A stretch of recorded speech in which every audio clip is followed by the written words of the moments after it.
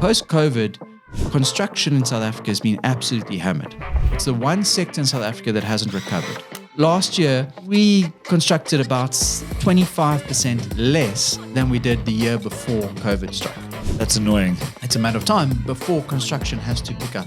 2019, we were signing large distribution centers, 20,000 square meters under roof, 62 Rand net. You can't sign one of these things for 100 Rand if you're going to build a new one net. People are now forced to pay these prices. This quarter is going to be extremely important because we will see the money that was withdrawn. Was it used to pay down debt? Was it used for down payment on a car? And what was the mix amongst all of those? All of it is going to be helpful for the economy in some way or another. Tell me about what we think about a Trump win. What does that mean for South Africa? We've gone from a story that was potentially very bad to one where the market thinks it's just bad. And that's a very powerful move in markets. It's not beyond the realms of possibility that the next decade is characterized by some dollar weakness, which would translate into Rand strength. This place needs infrastructure investment. We see so much of it. We see cables hanging on the ground. We've seen potholes. We've seen, oh my word, it's a nightmare, you know? We don't have that money. We probably do. We can access it. The question is, could we execute on it if we do have the money? Welcome to the Corner Office, where we bring you the latest news from the world of commercial real estate, the greatest voices in the industry, and the corporate chats you've been missing. Let's get to it. You're talking to Chris Holdsworth, who's the Chief Investment Strategist at Investec Wealth and Investments. And we've seen recently the IMF upgrading us to a 1.5% GDP growth rate. Investec's a little bit more bullish. So we're going to chat to Chris today to see exactly what he's going to say about that. We're going to talk about the currency, interest rates, and exactly how the GNU's giving us a bit of a tailwind into this higher growth rate than they expect. Cool. Okay, there's a lot we're going to talk about today because, I think there's so much going on. There's the rands up and down, interest rates are coming down, there's an increase in our growth rate. There's a lot going on at the moment. And last we spoke, you'd sort of called by the end of, I think this year, we're going to have 50 to 75 point drop. We've had that started already. So that should actually come true. But let's discuss a little bit, set the scene. I know you guys spend a lot of time putting a risk score together, global risk score, and then you kind of adapt that to SA. We get a risk score. Where are we sitting? Going up, going down? Yeah, funny enough, we're more optimistic on the SA outlook for the SA market. We can talk about the economy, which is separate, but for the SA equity market and fixed income market, we're more optimistic now than we have been at any point in the past decade. For a couple of reasons. We see some upside to earnings for South African corporates, but also there is still a large element of pessimism currently priced into our market for a variety of reasons, and I'm sure we'll touch on some of them shortly. And as that pessimism eases, we would expect to see a combination of both improving earnings and a re-rating in the local market. There's also pessimism in our fixed income market. There's also pessimism in the currency. So broadly speaking, we see quite a bit of opportunity actually at home now. Typically, we'd be looking for opportunity outside of SA. Our attention is now firmly focused on what we can find back home. Internally, yeah. I was saying, coming out of your shop, effectively, will it put together just a general anecdotal commentary from the general crowd, A lot of people are talking about moving back or maybe investing in their houses or looking for that opportunity, not only in the sort of like in the exchange, on the listed sector, but anything really, Property prices in Cape Town, we thought we'd seen it go.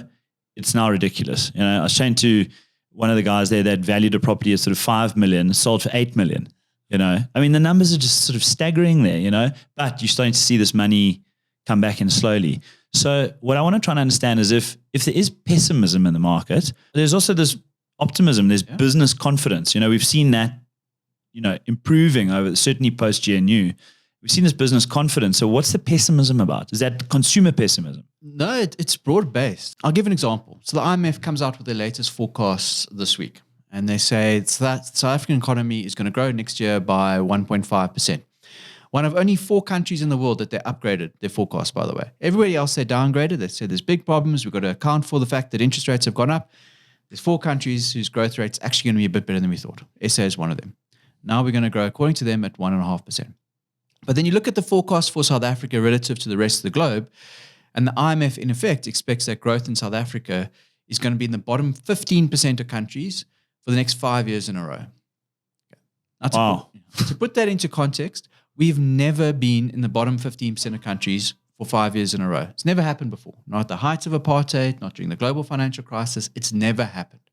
The IMF, as their base case, is forecasting a uniquely bad outcome for growth in South Africa. Are these all emerging?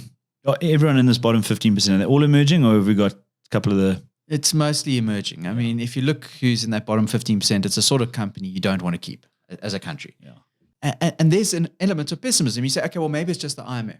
But then you got to look at their forecast for growth, and they're not materially different from the consensus forecast for growth, from the SARB's forecast for growth, from Treasury's forecast for growth. Pretty much everyone expects that growth in South Africa is going to be somewhere between 1% this year, 1.5% next year, and then stay at about 1.5%. 3% if you're Adrian Gore.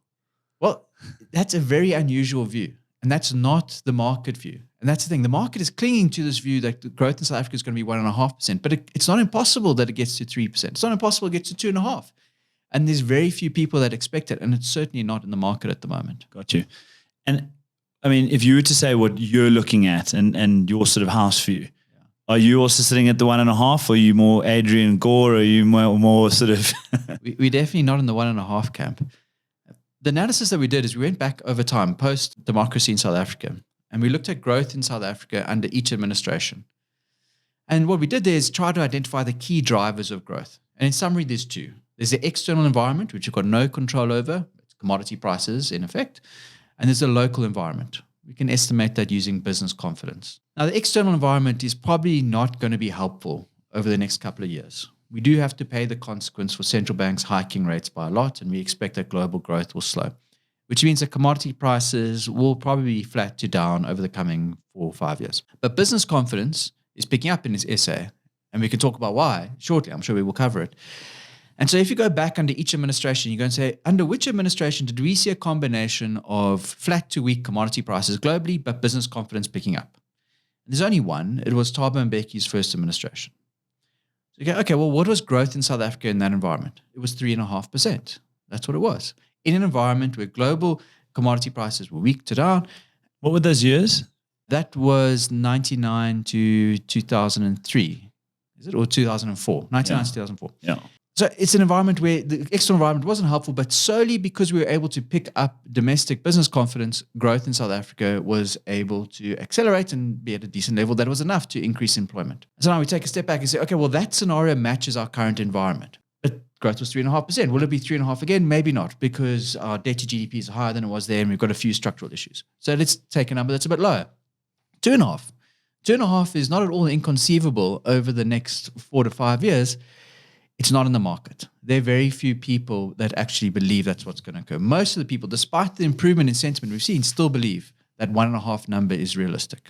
You know, I went to listen to a talk the other day. It was set up by YW Capital, and they had the CEO of DHL. They had Ashra Sarupan, who's the Deputy Finance Minister, and they had someone from BCG. You know, that was kind of the setup. I said, how do we drive investment into the Gauteng economy?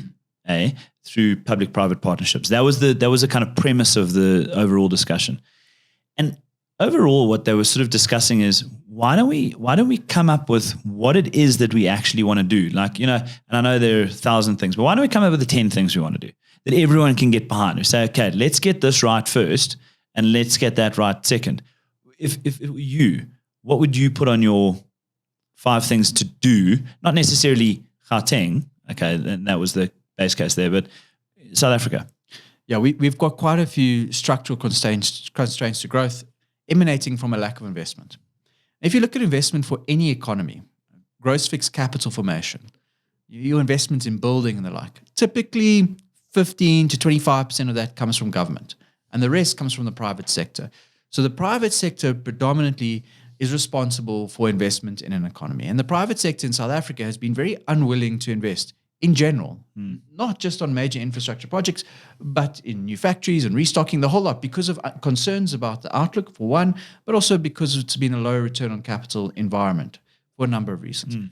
So the private sector has held back. And high risk. So you got low return and super high risk. Absolutely. You need to compensate for that. Yeah, clearly. That's completely correct. So in that environment, all that you really need to do is try and encourage the private sector to invest more. And I don't know that it's a right approach to go and say we need project X, we need project Y. We need to allow the private sector to determine that. They will invest in the projects that offer the best return on invested capital. But what we need to do is de-risk the environment such that projects like that become feasible. And you do that by having a more stable outlook. You do that by having more stable public policy. You do that by ensuring that we're in an environment where inflation is more stable, and that allows lower interest rates. Just a more friendly business environment is simply all that you really need to do. And subsequent to that, the private sector will go and determine what they need to invest in. And if after a couple of years there's still some other constraints we need addressed, fine, we can look at it. But at the moment, the problem is so broad-based that any attempt at simply improving the broad ecosystem for investment, I think, would be very well received. If we then look at that and we say, okay, there is this broad base, and I think that was identified in this Gauteng chat as well. What practical steps would you say that they should take? What, like, practically on the ground, let's do this, let's clean the litter in the streets. I just think that there's low-hanging fruit like that gives people an additional sense of confidence. Who was I listening to the other day who basically said you don't even need to necessarily get it all right. You just need to let people believe that it's coming right in terms of maybe it's housing or employment. We're doing things to correct that. Then you think, actually, this government's working for me and I'm happy to vote the same again next year. Well, funny enough, a lot of this stuff is happening already. It's most evident, most palpable in the electricity sector, where we haven't had load shedding for some time. The other day was 200 days or something. Yeah. And the energy availability factor was going up. And we were speaking to a lot of clients ahead of the election. And the general view out there was the electricity availability factor had picked up at that point because there was an election that was coming. And what's happened since is the election came, and we've had no load shedding subsequent to that point, which has been very reassuring for the public at large. And that goes some way in building confidence. Yeah. And we expect that the energy situation is going to continue to improve going forward, not just because of improvements at Eskom, but in aggregate, we as South Africans are still importing a lot of solar. Enough last year to take off about 2 stages of load shedding by our estimate, enough this year today to take off about 1.5. And that's just going to continue to come in, not necessarily for load shedding reasons, but because ultimately it ends up being cheaper than getting power, making certain adjustments from Eskom. Yeah. So we'd expect that the electricity situation improves. That helps. Then you've got network industries, the issues that we've had on the railways and at the ports. But that too is improving. I mean, we track the performance of SOEs more broadly, and those in particular very closely. And the railways and the ports, their performance bottomed in around March last year. And subsequent to that, there's been a gradual, steady improvement, such that if you look at SOEs more broadly, performance has been improving now for over a year. And what metrics are you tracking there in terms of the ports? Like, is it number of ships in, or tonnage of commodities moved, or number of containers handled at the ports? Number of containers. Okay. Yeah, we look at the number of containers handled in the ports, and we look at the total volume of stuff transited on the railway network. So that's how we measure the railways, that's how we measure the ports, the energy availability factor for Eskom. And as all of those have improved, that headwind for growth in South Africa has been lightened. And as a result, we think that potential growth for South Africa has improved already. But again, we're not seeing that from the official forecast. IMF is attaching no credibility to this. Their forecast ticked up very mildly, but their forecast for year 4 and 5 didn't change. They still say 1.5% in the long run. Yeah. So we think they are missing a trick here. It's incredible though, because to get that sort of, north of 3% growth, I was recently in Dubai. They're doing about 5.7%. I think that's the second highest in the world. I think India is just above them. You can literally feel the money exploding out of the place. It is just, it's incredible to witness. You go there and every second building is under construction or being built. You've got a 40-story this and 100,000 square meters there, and it's insane. They had these big floods the other day. So this big storm comes through, it blows in off Africa, whatever, and the place floods because obviously they're not planning their piping right, and this thing floods and it stays like that for a week. So they just get the hell in with this. They say, right, there's 5 billion dirhams to go fix it, Yeah. It's serious money, and they just go, it's done. That's the sad thing is that in South Africa, we've become accustomed to an environment where growth is 1 to 1.5%. Which is what it's been for the last decade. Yeah. It's been very weak for a while, and we think that's sort of normal. But in reality, what's normal for South Africa prior to a decade ago was 3% growth. And what's normal for an emerging market is 3% plus. So what we're actually looking at an opportunity now is not for South Africa to excel. It's for South Africa to simply become normal. It's been an abnormal period. Crazy. I mean, if you think about that, so the businesses that have actually made it, seriously resilient. They must be taking market share. And you've seen the sort of spate of different, various liquidations. We were talking about it earlier. You had Westpac, you had AutoZone, you had Ellie's, there've been a spate of liquidations of relatively large companies. I mean, they're not small, big inventories, big stocks, headcount, that kind of thing. So there's still a little bit of strain in the system in terms of that consumer coming back. And of course, interest rates have got one thing to do with it. I'd love to get your view on that. And secondly, this two-pot system. Government's given itself a bonsella in terms of its, what it's going to make in tax. But are we seeing that come into the market? Because the general consensus is that you're not really, because the interest rates remain so high. Yeah, we've done an analysis having a look at what we think the impact on consumption is going to be in Q4. Now, we're already in Q4, so those numbers should come out early Q1. We should get a good gauge at that point. If you account for the fact that rates have already been cut by 25 bips, ignore that they might be cut more. Let's just have a look at what's happened. Yeah. And the fuel price is down about 4 rand a litre year on year, and two pots coming into effect. In total, we estimate that discretionary consumption in Q4 will grow by somewhere between 2.5% and 4%. It's a big number. Because if you're sitting as a corporate now, you get a 2.5% to 4% boost to your top line while you're spending less on electricity to keep the lights on because you no longer have to spend on diesel. You get margin expansion and top line growth. Then you start to report those numbers early next year. And it's at that point we think that foreigners start to show an interest in SA. Because up until now, it's really just been having a look. We've appeared on the radar. They haven't come en masse, not at all, not in the market. And once we start to deliver with regards to higher numbers, higher consumption numbers, it's at that point, I suspect, that we'll start to see foreigners sharpening their pencils, having to look at our market, and we should see some inflows at that point. Yeah. The rand has obviously strengthened, and you've got so much capital sitting off. What BlackRock's CEO starts saying that South Africa has become a tactical opportunity, and I don't know what that means, but it means we're not going there yet, but tactically we could, And so that's quite interesting when you start seeing those capital flows. And Mesh Pillay, who was sitting here yesterday as the CEO of YW Capital, was talking about just this wall of capital just sitting outside of South Africa, very interested in what's happening in South Africa. They haven't seen some of the sort of Saudi pension funds and global funds like that are saying, well, we haven't seen you guys for a couple of years. We haven't seen anyone come to pitch us for any kind of investment in at least the last 5 years, but probably the last decade.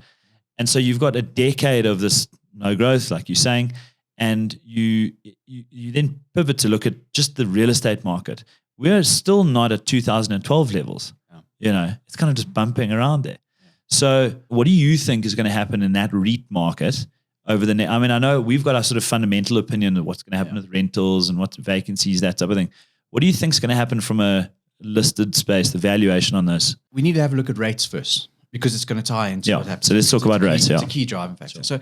So rates, as a starting point, we expect that inflation in October is going to be 3%. It's currently 3.8. We think it drops quite materially, and that's the next print that comes out. That's the low in according to our model. So it gets to 3%, and then it starts to drift up a little, but by April next year, it's still below 4%. So we think we're looking at sustainably low inflation in SA. Now, our forecast... When are they going to move the band down? What's the talk there? There's a debate. They haven't yet settled on it. They might at some point shift it down, but they haven't given any clarity around what it might settle at, or if in fact it's going to happen at all. Gotcha. It's an active debate. Gotcha. So at the moment, it's very likely that inflation lands up well below their target for the next 8-9 months. And the question is, how do they respond in that environment? Well, according to the SARB, a neutral real rate would be about 2.5%. So if you take your inflation forecast, add 2.5%, that's sort of your idea for where you should think the repo rate is going to land up at. Now, in a year's time, we think that inflation is going to be 4.5% or maybe a bit lower. So 4.5% plus 2.5%, that gets you to 7% as a base case, which is 100 bips lower than it is now. So I think it's quite reasonable to expect 100 bips worth of cuts over the coming year. There's some downside risk to that. So if we had to guess, is it going to be 7 or lower? It's probably going to be a bit lower because we think that there's downside risk to inflation in SA, given what's happened to the currency. So you're looking at environment. So just explain that. The downside risk to inflation. Yeah. So given the strength in the currency that we've seen of late, we would expect that to translate into lower import prices, and ultimately that should lead to lower inflation in SA. For food price inflation as a starting point, but more generally, we expect lower inflation in SA. So if it's going to be 4.5% or lower, then the repo rate would be 7% or lower. And so it's not inconceivable at all. We land up with, say, 6.5%. So you're looking at 150 bips worth of cuts. Now, there's an active debate. Is it 100 or 150? It's somewhat irrelevant to the point. The point is that rates are going down, and they're going to go down by quite a bit over the coming 12 months. So that's the first supporting factor for REITs. But not just REITs, it's supportive for SA Inc. more broadly. It's very helpful for consumers. They're going to get some relief. They're going to spend more. We'll see retailers doing very well. That too feeds into the REITs, and it should lead to a more helpful environment. So that's the first point. The second point is post-COVID, construction in South Africa has been absolutely hammered. It's the one sector in South Africa that hasn't recovered. Last year, we constructed about 25% less than we did the year before COVID struck. And it's been 25% less every single year. So at some point, there's likely to be a shortage. Might not be next year, might not be in 2 years. That must have a lot to do with government not actually spending money into infrastructure projects at the same time, right? It's predominantly the private sector. That's not been investing. So work from home has got a lot of people scared. They're unwilling to invest. And there's lots of other issues too. Sure. But of all the sectors in the South African economy, construction's the one that's been hit the most. Haven't recovered. And that's sowing the seeds for the next rally in real estate. At some point, again, there will be a shortage. If the South African economy does in fact grow at 2.5%, or maybe even 3%, it's a matter of time before construction has to pick up to account for that. And there will be a shortage. It'll pick up too late. It's a global phenomenon, by the way. Like you probably know this, but we went to an Occupier conference a while back, and different people from around the world. So you guys got guys out of Germany and the States and Netherlands and South Africans and everyone. And everyone is saying there's no stock. There's no stock. I mean, in Dubai, the entire game there is to find stock. Find clients, no problem. No problem. Literally. They'll have a guy stands in a box. The first guy to give him a check, then you get the deal. I mean, can you imagine? So there's absolutely no stock in these economies, and I think South Africa will get there. There's two structural tailwinds: lower rates for one, and then a shortage of supply. Yes. In time, it might not be now. The other challenge here, okay, is that people actually have to afford these buildings, and the steel prices are radical. 2019, we were signing, large distribution centers, 20,000 square meters under roof. You'd sign a deal at sort of 62 Rand net, escalating at maybe CPI at that point, That would now be whatever it is 4 years later. So let's say conservatively you're adding sort of 80 Rand. It goes to like 80 Rand. You can't sign one of these things for 100 Rand if you're going to build a new one net. Okay. I mean, you got offices trading in Sandton at 100 Rand. So it's just been this absolutely bizarre thing where people are now forced to pay these prices. They can't believe that they have to pay these prices. They're forced to pay these prices. And, you say, oh, well, you've got your lightning and the load of electricity, but that's a number. Yeah. Also, ultimately leads to higher prices. It's got to be passed on in some way. Sure.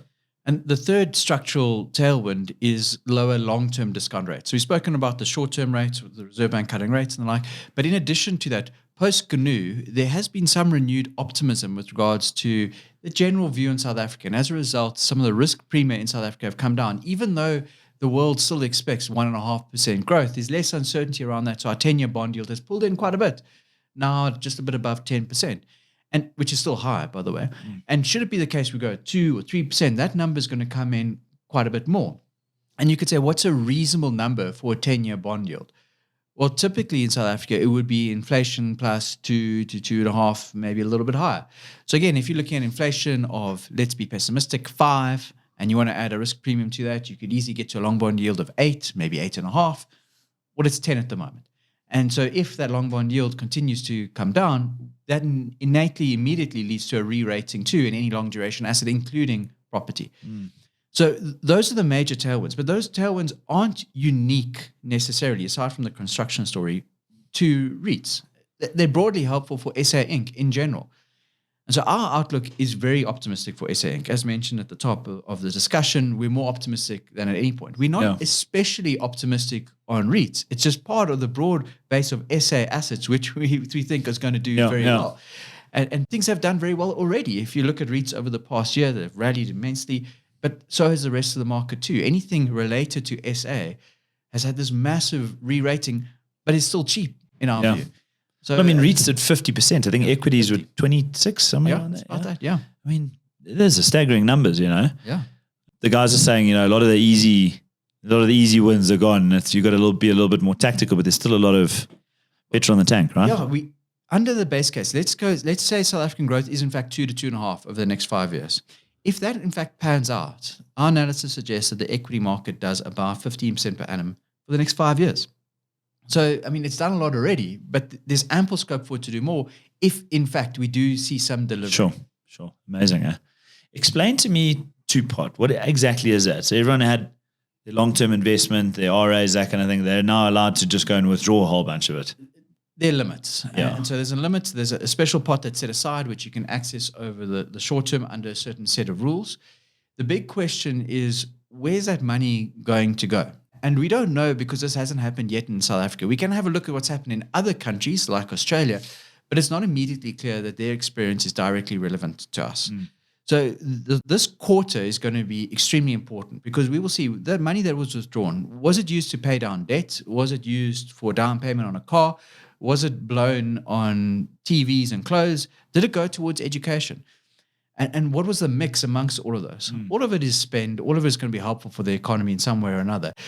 We roughly think about half of what gets extracted is going to be spent. And the other half, roughly speaking, will be used to pay down debt or used as a down payment on a home or car or anything else like that. I suppose you find people are going to, quickly go and pay off their credit cards and a whole lot of stuff, and then they're going to just spend a little bit after that, and you're going to get back to the same position anyway.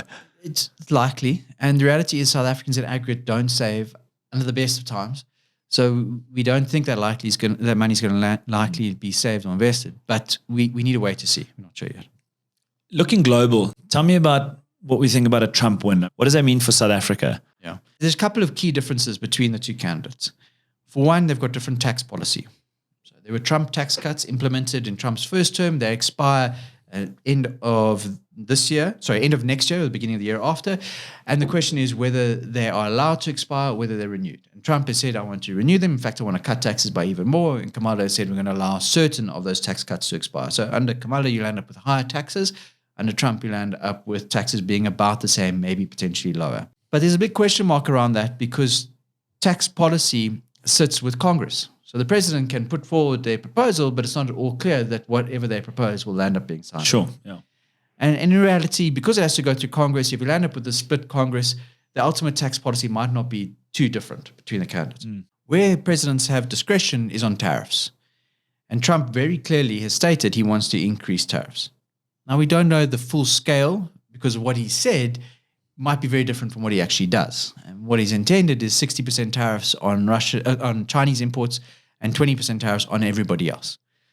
If he in fact does that, that's going to be very bad for the global economy. It's going to be particularly bad for China for obvious reasons. There's been some modeling done. If he in fact does go ahead with that, he lands up being elected and goes ahead with that, within about 7 or 8 years, there's very little trade between the US and China. Very little. It simply becomes too expensive. The US sources stuff from everywhere. But they've been planning for America to isolate itself for years, right? So that leads to some knock-on consequences, some of which we're seeing already. It leads to China shifting away from investing in US bonds and buying gold instead. So if you want to know why the gold price is as high as it is, that's part of the reason. It also leads to the Chinese authorities needing to stimulate domestic demand because they won't be able to rely on US demand. So if you want to know why all those stimulus packages have come about, it's because of the threat of tariffs from next year, or in part because of the threat of tariffs from next year. So it's already starting to have these knock-on global consequences. But broadly speaking, if we get the tariff policy that Trump wants, for the US, it's probably going to be bad for growth. You can probably shave off 1 to 2% of GDP over 4 years, and you can probably add to inflation. Bad. But in addition to that, both candidates want to run very large budget deficits. You're looking at, under Trump, probably about 7% of GDP. Under Harris, you're looking at about 6%. Debt to GDP in the US is already above 100%. In South Africa, it's 75%. So they've got higher debt to GDP than us, and their deficit is going to be larger. Treasury in South Africa has gone some way to ensure that our debt to GDP trajectory is stabilized within the next few years. They have made no such effort. And so the concern is... What are the growth rates in the US like? GDP growth. Yeah, currently running at about 3%. That's good. But at some point in the next 3 to 4 years, a lot of people are going to be asking questions around their debt issue and how is it going to be paid? And you may well see a risk premium attached to US treasuries. So we're talking about a very different outlook for the US and South Africa. Concerns around the long bond yield, potentially the long bond yield going up. In South Africa, quite the opposite, coming down. Growth in the US potentially being hit because of tariffs, growth in South Africa accelerating. inflation in the US picking up because of tariffs, inflation. Are you trying to inflate yourself out of debt or grow yourself out of debt? I mean, if you suddenly, it's like if you take it back to, someone earning a salary, if they're suddenly earning 2 times the salary, well, then their debt is, it's nothing really, So what are you trying to do? Is it inflation? You're trying to drive with growth? Yeah, there's not too many ways out of that sort of problem. You can hike taxes. Neither candidate wants to do that. I don't think any US politician is going to want to do that. You can pull back in your expenditure. About 2/3 of the expenditure is non-discretionary. It's either defense or it's social grants and the like. It's stuff that's very difficult. What is their social grant component? I mean, ours is like 60%, so it's quite a number, but is there anywhere near that? No, it's nowhere close. And also it's not grants per se. It's Medicaid and Medicare and there's social security. Gotcha. Okay, yeah. But it's very difficult to pull back on that expenditure. So you can't pull that lever. So you can't really hike taxes easily. You can't pull back expenditure. Once you issue too much debt, you can't start to issue more there. So it doesn't leave many ways out of the problem. Yeah. Inflation is one of them. So you say, okay, well, we're going to inflate our way out. We're going to raise inflation. You have to do it by surprise. Otherwise, the market prices in, you'll end up paying more on your interest rates anyhow. But you need your central bank on board for that. So if the Fed is going to say, net, we only want inflation at 2%, and the government says, well, we need it at 5 to inflate away our debt. And as inflation goes up, the central bank simply keeps hiking rates. You don't get out of it. So there's not many ways out of this. The one way is that you land up potentially with the Fed accepting a higher inflation rate than target, maybe 3%, maybe 4%. Maybe that's how they get out of it. But that's going to be quite unfortunate for savers because they would have to keep interest rates artificially low to get out of it. And that's probably the most likely way for them to get out of it unless they address the issue in the short term. Interesting. And if you have Trump come in, right? Yeah. And you've obviously got North Korea sending troops to Russia now to be trained, or they're getting trained. I think 1,500, but they've got access to like 6,000 troops that they're going to go and put in Russia. What's Trump going to have to say about that? Because I know he's got a just give me one afternoon and I'm going to go sort the thing out type of thing. I mean, that's quite an aggressive stance because clearly, you've got the Ukraine bordering on the sort of NATO border or whatever. Yeah. And now the guys are putting 1,500 troops in there, maybe 6,000. That's not going to be looked that well upon, Yeah. What it leads to more broadly is greater uncertainty. Yeah. And more isolation. More isolation, but also more uncertainty. And markets hate uncertainty. So you look at the US stock market currently on a forward P of 22, and you say there's all these conflicts. China might have a look at Taiwan. You've got what's going on between Russia and Ukraine. You've got what's happening in the Middle East. You say there's all this uncertainty in the world, and it could well be prolonged. Under that environment, is it right that the US market's on a forward P of 22 if earnings growth at the moment is running at just over 4%?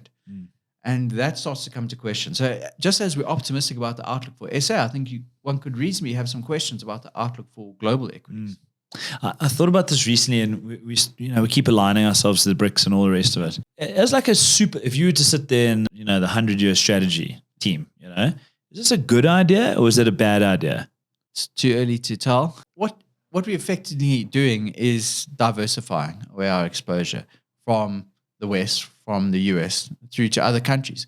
Because at some point it might be the case that the Chinese economy does in fact grow rapidly, and then we've hitched our wagon, not directly to China, but actually to China and to the US. We try to navigate this path sort of in the middle. And it's probably not unwise like India. To do that. Yeah. You want to navigate. You want to keep your options open, which is what in effect we're doing, which is probably not a bad strategy for the short term at least. Got you. And okay, so the other question I had is we talked about North Korea, we've talked about Trump. What I want to know now is coming back locally again, right? If you look at the Rand ZAR, and it's gone from sort of 20 Rand to the dollar to 17 Rand to the dollar, what is driving that? Is it this investment case? You're saying there are no flows coming in, so it can't be that. It's now, are we keeping our interest rate higher than the US is? Are we out of parity? It doesn't seem like we are, So what's actually happening? What's happened is we've gone from a story that was potentially very bad to one where the market thinks it's just bad. And that's a very powerful mover in markets. So if you look at the Rand prior to the recent move, it was deeply undervalued. And what's happened since is that we've appreciated to the extent that now we're trading about in line with fair value relative to other commodity exporting emerging market countries. So it's not very strong, it's not very weak. Relative to them, we've sort of just caught back to where we should be. if we get things right, then we could well be stronger. Wow.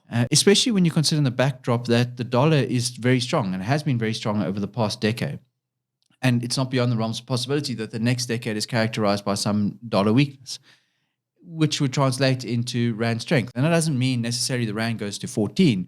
What it means is we could land up in a situation where the rand remains at around 17, even though our inflation is higher than our trading partners, which I think actually is a reasonable base case. So we've seen some sizable strength, and we think that the rand in real terms actually continues to be strong. I thought it was Dion Schreiber clearing all those backlog of the visa applications, all these guys coming in, you know. We have heard anecdotal evidence of quite a few people moving back, exactly as you said before, particularly to Cape Town. But I don't know about that, because if all of these guys are coming back, all the bankers and the, Joburg's kind of where you're going to land up, especially, well, no, put it this way. If people are moving back, they're probably going to move to Cape Town. Yeah. If you're highly skilled, it's more than likely you're moving to Johannesburg. It's possible. I mean, we don't have those internal... Big engineering guy, Yeah. It's here. Yeah, we don't have that data, but it's not beyond the realms of possibility. That's but we're gonna be not interesting. seeing a rally in home prices in Joburg just yet.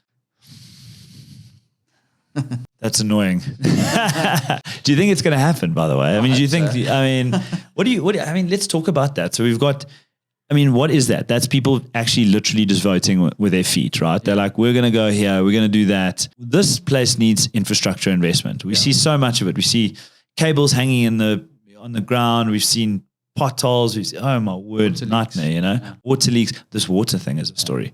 So that's big money. I think the Deputy Finance Minister, Ashish Rupin, was saying that we need sort of 36 billion in the next couple of 3 years. Yeah. We don't have that money, We probably do. We can access it. And also, if it is a case that our long bond yields come down, we'll be able to borrow on favorable terms. And the return on that sort of investment is very high. The social return is very high.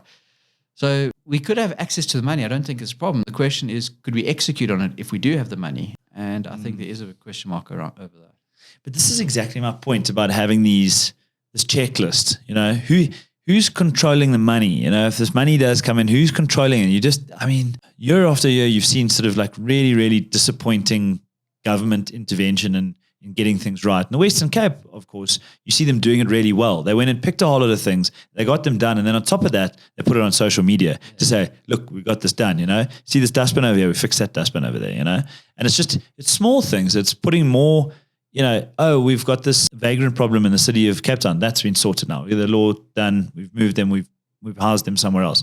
What else have we done? We've put more security into the city of Cape Town, that's dropped the crime in the city of Cape Town. And they just keep posting this stuff, Oh, the taxi violence. No, we're going to take them on. And they did, and they won. And everyone says, wow, that's amazing. Whereas in here, the guys are chaos, man. In the morning you get, it's bad, Why does no one take them on here? They break the rules here. No problem. Carry on, We'll get another mayor, So that's probably the challenge in Joburg, is that people need to say, that's what we're going to do, and we're going to put it on Facebook so they don't get shown up. And I think that's actually what they need to do here, the more I think about it. We need some competition amongst the metros. I love it. We've seen what's happened in Cape Town. We've seen that improvement. Now it's up to everybody else. The bar's been set. I love it. I think it's great. Back to the REITs market, just so we can close off on that. These REITs are trading at serious discounts. Yeah. Why are we not seeing them delist? It's a good question, but it's not, again, unique to the REIT sector. You could say the same thing about a number of small and mid caps in South Africa, which are trading at tiny multiples relative to what one considered to be fair value. And I think it is actually heading that way, much to the JSE's dismay. I mean, we do see this continual drip of companies that delist because of exactly what you've said. Yeah. Difficult to find people that will push the price up higher, basically. Yeah. I didn't realize they were splitting the board. I didn't realize that either. Yeah, they've got overall JSE. They're going to have their main sort of cap, and they're going to have their sort of more junior cap companies on the same board. Good. They're going to need to do a few things to keep, because the listing costs are so high. Yes, and that's the thing. Yeah. So on the sort of main cap board, you're still going to have to maintain all of these regulations. Whereas these guys, and this is obviously their answer to this massive delisting phase, is that you're going to have less regulation, and it's going to be easier, and it's less onerous, less costly, and you can actually get there, and you can say, well, this is actually a good place to go and raise capital, But at the moment, you look at these listed funds, and imagine you're going to go buy a building, and then immediately as you take it into your fund, it's minus 25%. Yeah. You know, it's kind of like, how do you even work in that environment? But we have seen this global trend of delisting across all spaces. It's not just in South Africa. Yeah, that's a good point. Yeah. And you have seen at the same time this rise of private equity. So it might just be the case that some instruments are better housed in private equity. Why? If the market's not willing to give them full recognition, then they may well go and shift elsewhere. Do you think it's active management? No, I think there's broader issues. I think you land up with sentiment being attached to certain sectors, to certain countries, and it's very hard to shake that off. Yeah. And it takes a couple of years of delivery. And then in a couple of years' time, you might have another structural issue. So maybe you slap another 10%. And so it's very hard to win over, I think, investors in the public space. When you do, it's fantastic. You can be the next NVIDIA. But that's not everyone's going to do that. Jeez, that NVIDIA stock, it's unbelievable. You know, you really wish you could jump on some of these things earlier and just really rip it, like Bitcoin or NVIDIA or Capitec or what's the next one, you know? I wish I knew. But NVIDIA's market cap at the moment is bigger than most countries' market caps. It's only Japan and the US that I think have market cap, maybe China. But yeah, so it's bigger than the UK's market cap, put it that way. How is that possible? Yeah. Do you know what I mean? This isn't possible. They're in a country, you know, I don't quite get it. And AI, what do you think? Do you think AI is going to take your role there in Investec? I hope not. No, I mean, we've done quite a bit of work on AI and what it's going to mean for markets more broadly. Yeah. Post the initial ChatGPT stuff coming out, there was an immediate about 10% rally in equities more broadly, and then we saw the massive rally in sort of NVIDIA and a few of these other companies that are related to AI. And I think we can, at this point, question whether we're starting to see return on the massive investment that we're seeing in that space. So the first stage of that cycle was massive investment in the chips and everything else, and now a lot of work's being done. A lot of people have got co-pilots, et cetera, et cetera.